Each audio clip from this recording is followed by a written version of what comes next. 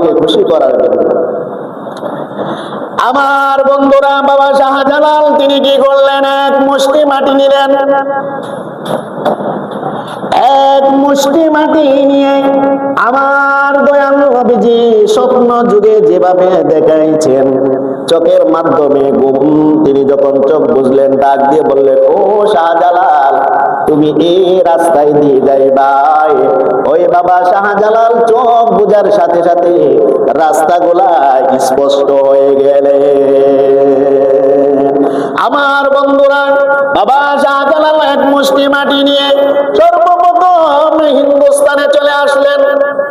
হিন্দুস্তানে যখন চলে আসলেন, সেই হিন্দুস্তানের সেই মাটি গুলাই মিশে নাই রে বাবারা, মিলে নাই এই মক্কার মাটি আর হিন্দুস্তানের মাটিগুলা এক নয়।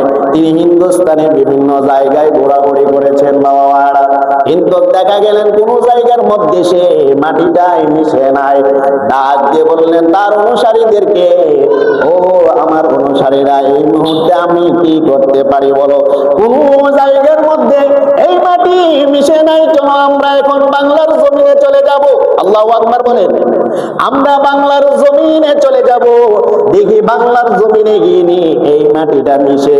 দেখা গেল আমার বন্ধুরা, বাংলার জমিনে আসবেন, বাংলাদেশে আসার একটা রাস্তা, ওই রাস্তায় দিয়ে আসার একটা নৌকার রাস্তা ছিল।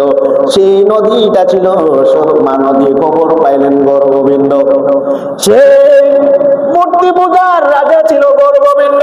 এই সেই মূর্তির রাজা ছিল গৌরগোবিন্দ। সেই গৌরগোবিন্দের কথা সিলেটবাসী সবাই উঠা বসা করত, তাকে অনুসরণ করত, সে যা বলতো তাই শুনতো। ও যুবক ভাইয়েরাই, ওই সময় হিন্দুদের প্রভাব ছিল। ও বন্ধুরাই, সিলেটের জমিনে হিন্দুদের ওই সময় প্রভাব ছিল। সে রাজা ছিল, রাজা গৌরগোবিন্দ। গৌরগোবিন্দ যখন শুনতে পাইল বাংলার জমিনে একজন আউলিয়া সতীবাদ আসতেছে, এই কথা বলার সাথে সাথে তার মনের মধ্যে একটা ফটকা জমে গেল। এই মুহূর্তে যদি সতীবাদ গুলা আসে, আমরা তো জানি আমাদের ধর্ম সত্য নয়, তাহলে আমাদের ধর্মটারে নিষ্পত্তি করে দিবে, আমাকে মেরে ফেলবে। আমি যেভাবে আমি এই দেশের মধ্যে রাজপ্রাসাদ কায়েম করেছি, মানুষ যেভাবে আমার কথা শুনতেছে, ওই ব্যক্তি যদি এসে যায় তাহলে আমার কথা মানুষ শুনবে না।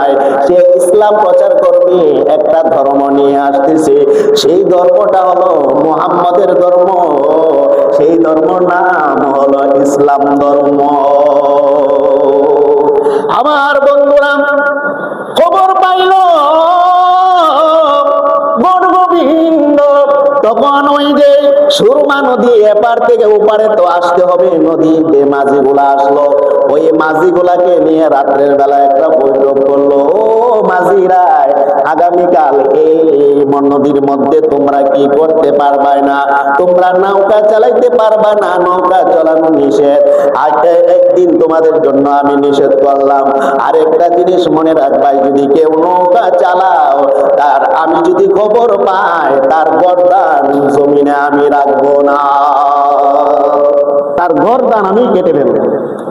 কি দিল? হুমকি দিল নৌকার মাঝিদেরকে।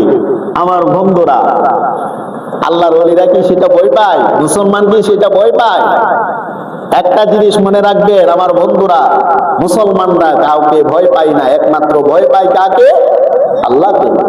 কাকে ভয় পায়? আল্লাহকে ভয় পায়। আর বাতিল যারা, অন্য অন্য ধর্ম যারা, তারা তাদের আল্লাহকে ভয় পায় বই দূরের কথা, মানুষকে ভয় পায় তারা। এই যে আসতেছে, কে আসতেছে? বাবা শাহজালাল। কোথায়? বাংলার জমিনে।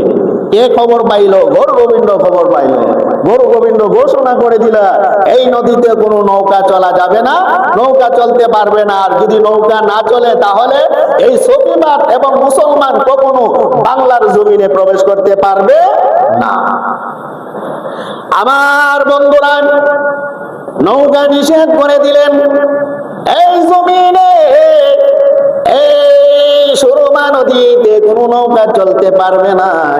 কিন্তু দেখা গেল শবে বাদরা যখন বাবা শাহজালাল ওই নৌকার পায়ে নদীর পারে যখন আসলেন, নদীর পারে আসার পরে দেখতে পাইলেন একটা নৌকাও নাই, কোনো কিছু নাই, কোনো কিছু নাই, যেমন নীরব নিস্তব্ধ। ডাক দিয়ে বললেন শাহজালাল, শাহপরানকে ডাক দিয়ে বললেন, বাইনা ঘটনা কি? বাইনা ঘটনা কি? নৌকা নাই, কোনো কিছু নাই, নীরব নিস্তব্ধ।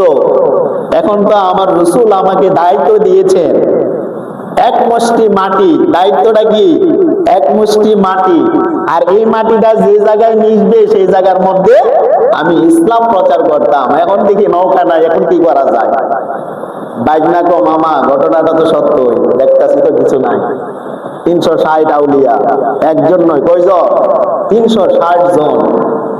মামু বাইনা যুক্তি করেন, সবাই সবার সাথে পরামর্শ করলেন।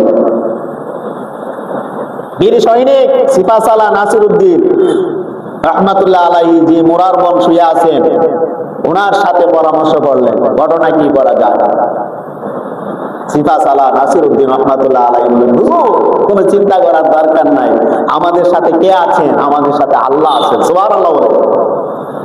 আপনি মন ঘাবড়াবেন না, আমরা এসেছি, আমরা এখানে আসতেছি, যাব আল্লাহর ইসলাম কায়েম করার জন্য, নবীর কালেমা ওই প্রচার করার জন্য, তাওহীদ রিসালাত প্রচার করার জন্য। আপনি কোনো চিন্তা করবেন না। তাহলে কিভাবে যাওয়া যায়?